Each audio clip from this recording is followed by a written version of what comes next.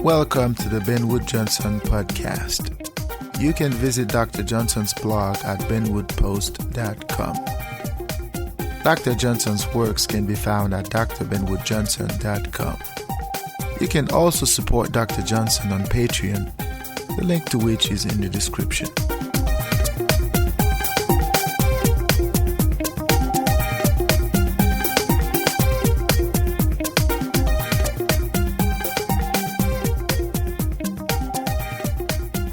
Hey everybody, welcome back to the Ben Wood Johnson podcast. Today is October 19th, 2020. This is podcast number 57. I am excited to have you back to talk about philosophy. This week we are going to continue our conversation about freedom, but this particular week we are going to talk about politics. Now, of course, the term politics has different connotations, different meanings, but in this podcast, we are going to examine the term from a philosophical standpoint. And the argument in this podcast is essentially this. We have to do politics. You have to strategize. You have to come up with means, strategies to survive. And sometimes the best way to do that is to be involved in politics. So in other words, you have to become a politician in your own way, of course, in order to survive. So there's an intricate link between politics and survival.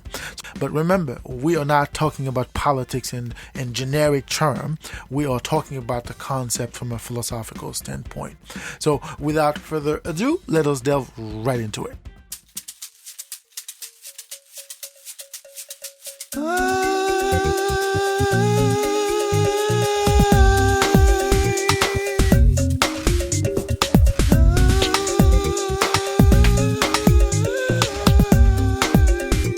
Politics. You hear people talk about politics. You hear people talking about politics. You hear people talking about, why they don't do politics. They're not politicians. They hate politicians, they say. Politicians are corrupt. It's a dishonest profession, some say. Politicians are liars and whatnot. Aside from those negative connotations, what is politics? Better yet, what does politics have to do with freedom? Or should I say, what's the relationship between politics and philosophy? When we say politics, when we say freedom, what is it that we're talking about? Now, politics, or the term itself, has several meanings, different meanings in terms of how people understand the concept. There is a tendency to look at the concept from a practical standpoint. In other words, politics is sort of the notion that people make decisions that either affect individuals within a particular confined or within a particular environment or society, or decisions that affect groups or an entire country. So politics is understood as the idea that it's the power dynamic, the power relation between groups within a particular society, within a particular environment. And that power dynamic is usually based on who has the sheer brute force to exert what he wants, what he needs, what he looks for, or how the entity who has the power could enforce a particular ideology. In a nutshell, that is what politics is, or that is what people tend to understand when they hear the term politics. Let's look at the concept from a philosophical standpoint. When we speak of politics and freedom, there is a philosophical underpinning, a philosophical understanding we have to grasp. But what is politics, really? Any person who is sound-minded should ask that question. And the notion that politics is something that is exogenous to the extent that it is something that is outside the realm of us as entities, it is something that we need to understand carefully, because this is not the case at all. In fact, politics, from a philosophical standpoint, is the art of survival. Politics, from an existentialist standpoint, it's the art of survival. It is the capacity to survive within a particular environment. That survival does not have to do with power. It does not have to do with sheer brute force. But it has to do with strategies, techniques, know-how, or, as I always say, savoir-faire, to exist within a particular environment beyond chance, beyond serendipity. So politics is part of who we are. Politics is part of our identity, because politics is the underpinning of survival itself. And to that extent, politics is the art of hiding oneself. Politics is the art of concealing oneself. And in doing so, one is able to survive. Ever since the world existed, people have been engaging in politics. People have engaged in political dialogues to either get things or to prevent others from taking things from them. So politics in and of itself is what allows us to maneuver the societal milieu itself. Politics in and of itself is what gives us the edge over the other. Because when we are able to look at the other for who he is, and we could either conceal ourselves to the extent that it is going to benefit our survival, or perhaps pretend to be someone to the extent that projection of ourselves is going to allow us to survive in a particular milieu, it is politics from a survival, at least from a philosophical standpoint. And to that extent, we are all politicians. Politics is what gives us the ability to know who we are in relation to others. So politics gives us an edge to the extent that we could pretend, or at least we could project ourselves a certain way to either benefit a cause or to damage a cause or to derange a cause. The politics of survival is a politics in which we have to navigate the reality that we face. Every society has some specific realities in which people have to navigate. And those realities could have different facets. Those realities could have different implications or different ramifications. But the individual has to be able to recognize those realities and being able to forge or concoct a strategy to deal with that reality. And in doing so, the individual is engaged in politics. So the fundamental ingredient of politics is freedom, is self-identity. The individual must first know himself, and then he must identify others and understand the difference between the self and others. And in understanding those differences, the individual will be able to engage in politics. the individual will be able to develop techniques, strategies, methods to survive or to deal with the reality he faces. So in order for the individual to come to terms as to who he is within the environment, the individual has to be able to discover the self, to uncover the self. And the ability to uncover the self or to discover the self is incumbent upon the society itself.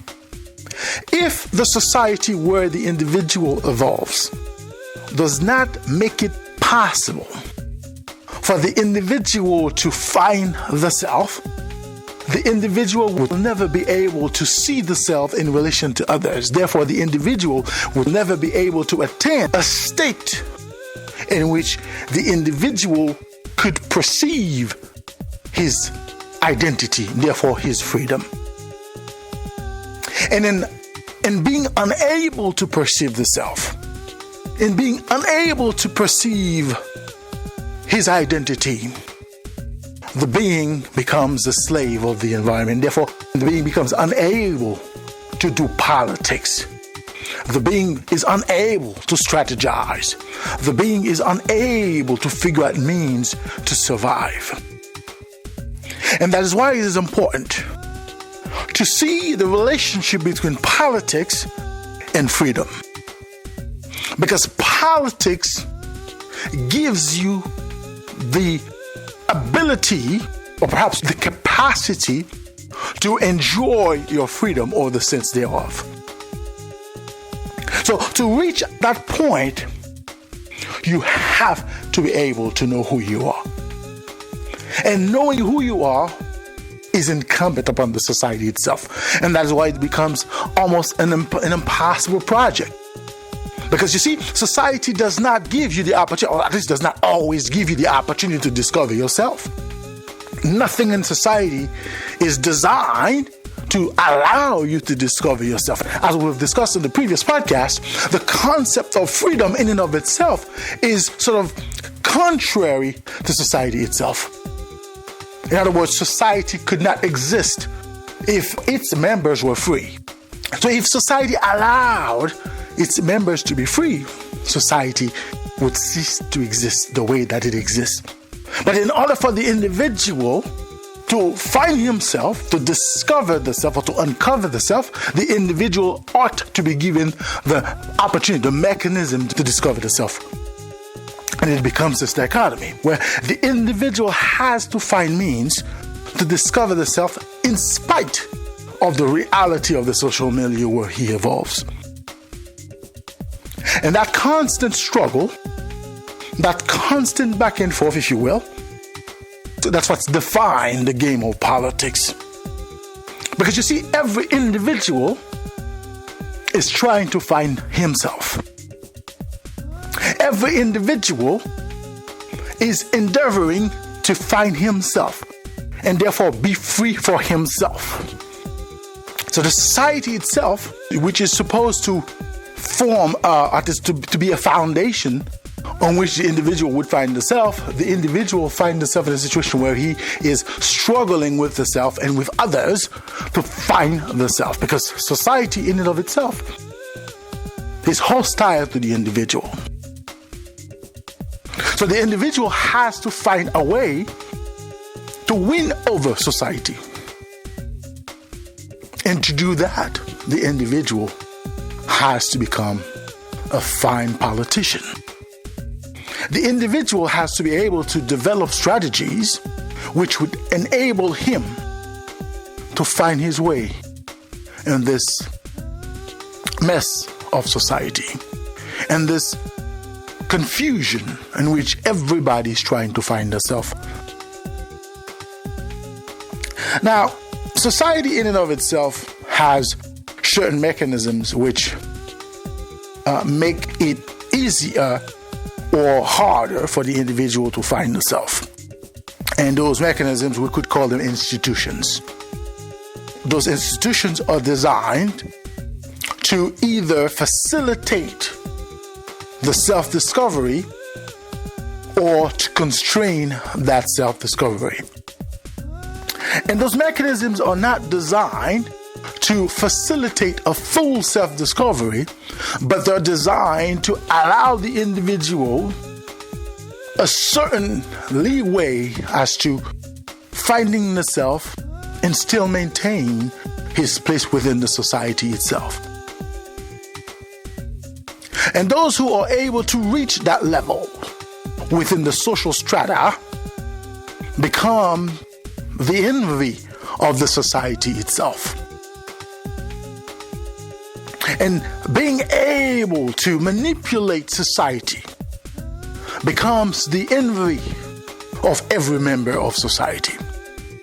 And that is why in most political systems, you have those who have power and those who desire the power. And that constant struggle creates the rift we know as politics in most modern societies. But politics in and of itself has nothing to do with the actual institutions that make society what it is. The politics in and of itself is the foundation of the individual. And the way the individual conducts the self within the political, within the societal strata or the societal echelon, to put it this way, and that's what gives the political dynamic, which would either facilitate or hamper the individual from discovering the self. And I've always talked about how freedom is impossible in society. I have also alluded as to why it is that way. So I refer to society in and of itself as an impediment to freedom. But at the same time, society would never exist if there was no presumption of freedom. Okay? In other words, in order for society to exist, the individual or the collective must have a sense of freedom. But that sense of freedom is antithetic to society itself. So in other words, the individual is always going to aspire to freedom, but the fact that he's aspired or he aspires to freedom, that's what gives us society in and of itself. So the society as a whole is not tangible to the extent that the society is here or society is there. The society is this constant attempt to reach freedom. It's this constant attempt to be free. And that constant attempt to be free, that's what gives us society. So one will never achieve that freedom, but one will always strive for it. And in striving for it, we have society. So those who reach the point in which they have the capacity to manipulate society, they set the rules. They set the boundaries. They determine how, why, and who shall enjoy the capacity, or at least who shall have the opportunity to aspire to freedom. And this dichotomy and this reality creates, oftentimes, a sense of despair. And those who do not have that sense of, at least who do not have the opportunity to aspire to that freedom. And it becomes a game of where you belong in the social strata itself. In other words, there are certain people who are always going to be in positions where they get to make the rules. They get to decide how the rules are made. And they are supposed to create the illusion that those who are not in a position to make the rules, and those who are not in a position to decide who gets to make the rules, they are going to create the illusion that those could become them. and this constant struggle to retain that position and to reach that position. And that's the politics as we see it every day unfolds in most societies. And those two groups create a dynamic. Both of them do not enjoy freedom. Both of them have to engage in strategies, many a time duplicitous strategies, to retain their position or to achieve a position. And that struggle is often defined as a power struggle. But underneath it all is a constant strive to be free. Is a constant strive to achieve a level of self-identity. And that level of self-identity is supposed to allow the individual or the collective to separate the self or the selves from those who are not in that position. Because being able to make the rules, being able to decide who make the rules, is almost a guarantee of survival. Because those who are in a position to make the rules are going to make rules which will allow them to survive. And those who aspire to become in the position of those who make the rules are going to aspire, are going to thrive to reach that level where they can survive. And in doing so, they are striving to survive. So this dynamic, as I have sought to explain it here, is almost irrelevant, almost inconsequential to the reality of the being, because underneath it all is the quest for identity.